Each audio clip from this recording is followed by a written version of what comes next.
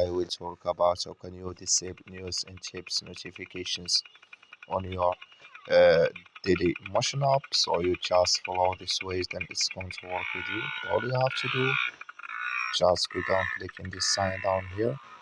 So then it's going to take you to your profile. It's going to show for you like this here.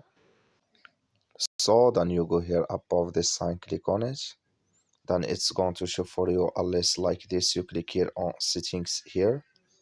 You come to next step, it's going to show for you like this. Then you click here on push notifications.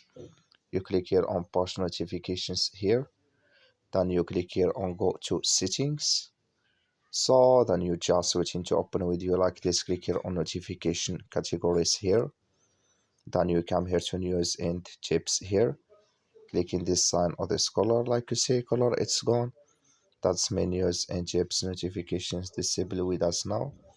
So that's all you have to do. That's all. Thank you for your watching. Don't forget to support us by liking,